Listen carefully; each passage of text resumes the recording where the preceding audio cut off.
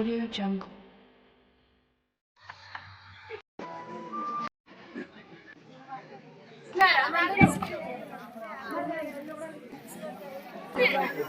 తిన్న తర్వాత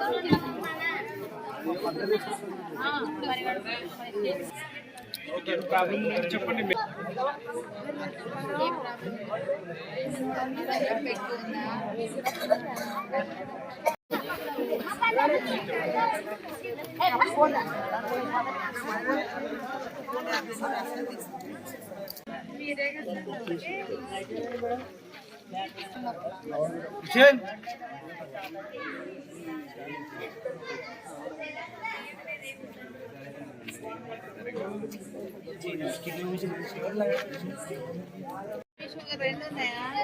check చేసుకోవాలంట. Check చేసుకుని రాలేదు, మళ్ళీ చెక్ చేసుకుని రావాలి. నా పేరు అక్షయ, వైష్ణవ కాలేజ్ సెకండ్ ఇయర్ ఎంపీఎస్డబ్ల్యూ చేస్తున్నాం. ఇంటింటికి పోయినాము. ఎక్కువ ఇంతవరకు డిస్టర్బ్ అలర్జీ ఉంది, బాడీ పెయిన్స్ ఎక్కువ ఉన్నాయి. కొంతమందికి ఆపరేషన్ కూడా అయినాయి. వైట్ డిస్టర్బ్స్ ఎక్కువ ఉన్నాయి. మహిళ మేడం వస్తుంది, శిల్ప మేడం అని చెప్పారు. Sindhu, study second year MPSW. మేము వైష్ణవ్ జూనియర్ కాలేజ్ నుంచి పార్లపల్లి గ్రామానికి వచ్చినాం హోమ్ మెడికల్ క్యాంప్కి. ఇక్కడ మేము హోమ్ విజిట్ చేసినాం. ప్రతి ఒక్క ఇంటికి వెళ్ళి వాళ్ళకి ఏమైనా డిసీజ్ ఉన్నాయా, ఏమైనా స్పాచర్ అయిందా, సర్జరీ చేసినారా, ఏమైనా హెల్త్ ప్రాబ్లం ఉందా అని చెక్ చేసుకోవడానికి వచ్చినాం. Body pains, itching, joints pains, హై ఆపరేషన్స్, పిబెక్టమీ, ఇట్లా కొన్ని రీజన్స్ వాళ్ళు చెప్పినారు. మెయిన్గా ఇక్కడ స్కూల్ దగ్గర మేము మెడికల్ క్యాంప్ పెట్టడం జరిగింది. ప్రాబ్లమ్స్ ఇక్కడ మేడం వచ్చినారు, మేడం ట్రీట్మెంట్ ఇస్తున్నారు. డాక్టర్ శిల్ప మేడం గారు, అలాగే సత్యసాయి ఫిజిషియన్ సత్యసాయి సార్ గారు వచ్చినారు. వాళ్ళకు ట్రీట్మెంట్, ఉచితంగా మెడిసిన్స్ ఇస్తున్నారు.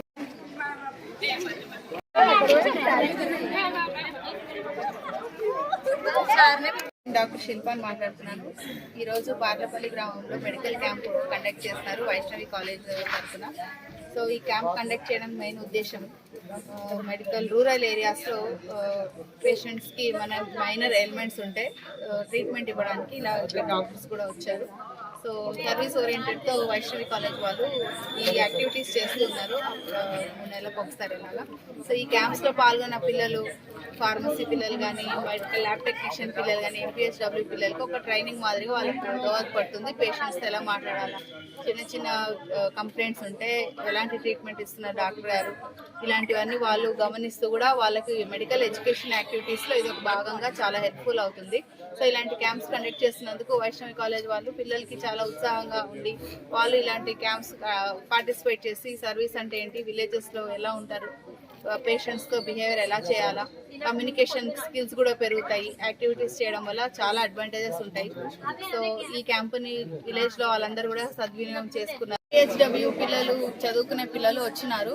సో ఇక్కడ వచ్చిన పేషెంట్స్కి స్త్రీలలో కానీ ఎలాంటి కంప్లైంట్స్ ఉంటాయి, వాళ్ళకు స్త్రీలలో డేట్ ప్రాబ్లం ఎలా ఉంటుంది, వైట్ డిశ్చార్జ్ ప్రాబ్లమ్స్ కానీ, కడుపు నొప్పి కానీ, సో అలాంటి క్యాంప్స్లో ఈ క్యాంప్లో డాక్టర్ గారు ఏం సలహాలు ఇస్తున్నారు అనేవి వాళ్ళు తెలుసుకుంటారు.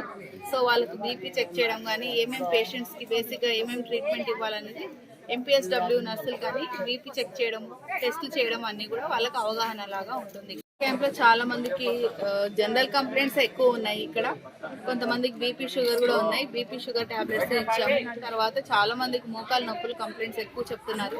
మోకాలు నొప్పులకి బేసిక్ ట్రీట్మెంట్ మాదిరిగా డోలో టాబ్లెట్స్ కానీ, అసిక్లోఫినాక్ టాబ్లెట్స్ ఇస్తున్నాము.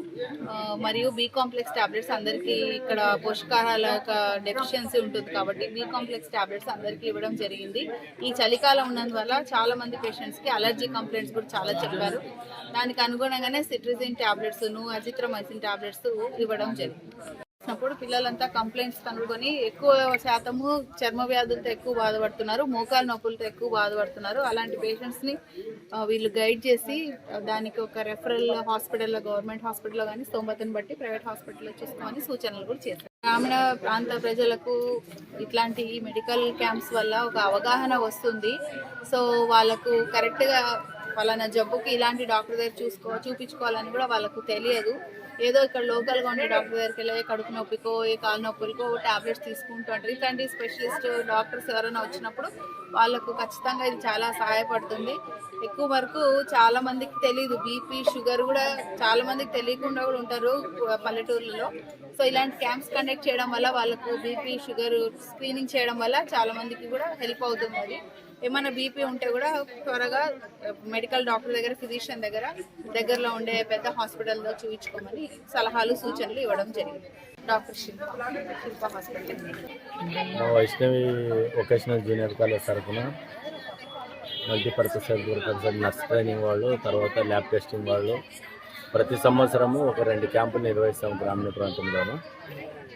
ఎక్కడైతే ఈవెన్ ఆర్ఎంపీ డాక్టర్లు, ప్రైవేట్ మెడికల్ ప్రాక్టీషనర్స్ అక్కడ లేని ఒక ఊర్లు సెలెక్ట్ చేసుకుని గ్రామాల్లోన అక్కడ వెళ్ళి విద్యార్థుల ద్వారా మా పరిధిలో ఉండే కొన్ని జాగ్రత్తల వల్ల వాళ్ళకి చిన్న ఈ టెస్ట్ చేయించడము, ఇక్కడ ఉన్న డాక్టర్స్ కొంతమంది రిక్వెస్ట్ చేస్తే వాళ్ళు కూడా సహృదయంతో వచ్చి ఇక్కడ డాక్టర్ శిల్ప మేడం, తర్వాత డాక్టర్ సత్యన్న సారు.